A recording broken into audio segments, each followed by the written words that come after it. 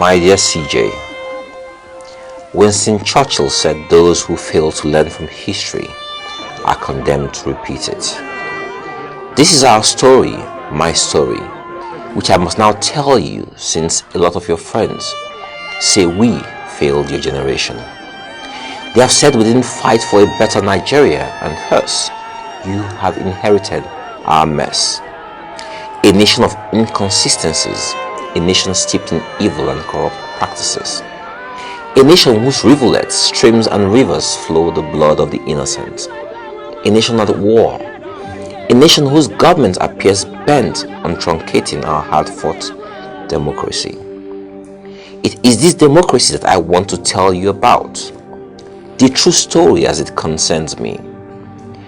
At the time I was born, the Civil War was just over. My late father, your grandfather's generation, were the Civil War generation. They saw our nation gain independence, saw the early coups that led to civil war, saw the end of the war and transition to civil rule, and then back to military rule.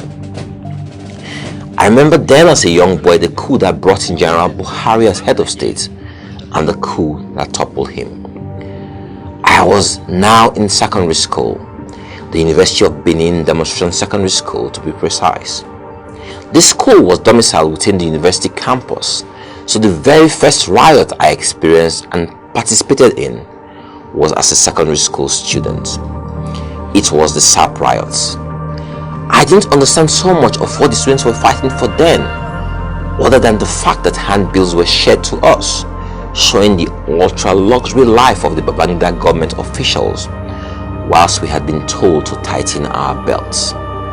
They said IBB had deceived the nation, that he was not going to go ahead with the IMF economic program, but then went ahead with the same program under a different name.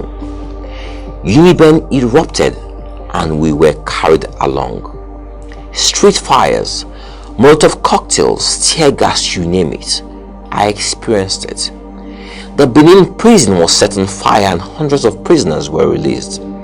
Several people died in the SAP riots, but fortunately, I survived it like many others. The riots and subsequent school closures led to the migration of Nigerian students to Western nations to continue their education. General Babangida eventually bowed out under pressure after the protest that greeted his failed June 12th election, widely believed to have been won by the late Abiola, and handed over the reins of government to Ernest Shoneko. We, the Nigerian students and labor, continued the protests. Then General Abacha took over in November of 1993 and started his own political program. He moved to Abuja in January of 1994 to avoid the political heat from Lagos, but this didn't deter labor or the students. Did I mention I was already in the University of Benin at this point? On June 11th, 1994, Chief MKO Abiola declares himself President of the Federal Republic of Nigeria on the eve of the first anniversary of June 12th, in an attempt to claim his June 12th, 1993 presidential mandate at Egbetedo, Lagos Island. He goes into hiding after the declaration for fear of being arrested. He is arrested on the 23rd of June 1994 on charges of treason, and on the 5th of July 1994, New Peng and Pengasang begin the longest strike in the history of Nigeria to protest the annulment of the June 12th election of 1993. And 3 days later, we, the Nigerian students from Lagos, Edo, Ondo, Ogun and Oyo, hit the streets in what is now known as the June 12th riots. Mikey Guinea, who is now an INEC rec, was the president of the student union government, and I will never forget his rallying cry of greatest Uniben students, and his signature phrase of any attempt or group of attempts or attempted attempts.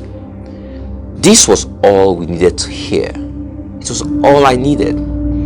We went out knowing we were dealing with the most brutal dictator in Africa, and oh, he showed us how brutal he was. Benin and Ekpoma were on fire, and eventually Abacha sent units from the north to come after us. They came after me and had my name. They raped and killed students, and I watched the horror as I ran through the bushes at night. I escaped from the school a few days later through the help of a lecturer who dressed me as a girl and ran to the family house in Benin. I will be forever traumatized by the screams of those girls and the bloodied bodies of students on the streets. And guess what? They crushed the riots until today. There was never any panel of inquiry to look into what the mobile police and military did to us then. Parents grieved quietly. Some girls who were raped denied this to hide their shame, and some didn't return to the school. The refugee migration to Canada began in earnest. Abacha crushed the street protests, but the protests lived on in our hearts. We have not forgotten.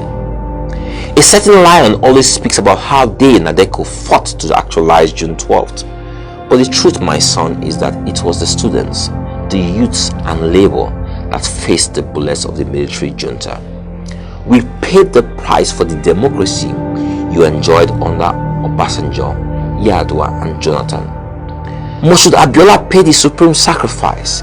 His wife Kudirat and countless others known and unknown fought for the democracy that we so easily surrendered.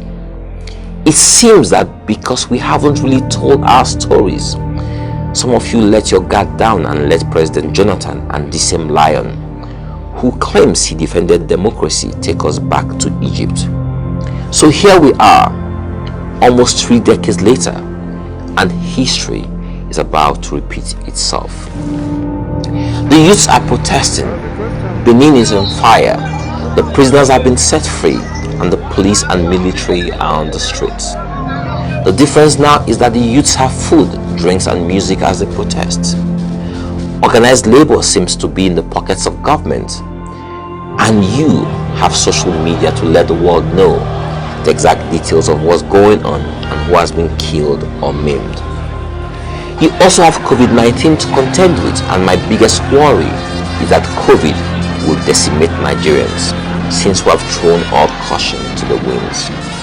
I pray for you, my son. I pray for the youths of my country, and I pray for my country. I also pray for myself. My heart is still in the streets, and the streets I must go to. The battle for a better country is a moral fight for every citizen. The truth will surely come out one day, so don't worry about those who are still being deceived by the oppressors. Our only mission is to save Nigeria, and if any of us doesn't make it back home, tell our families, tell our children, tell Nigerians the true story of what happened. God bless you all.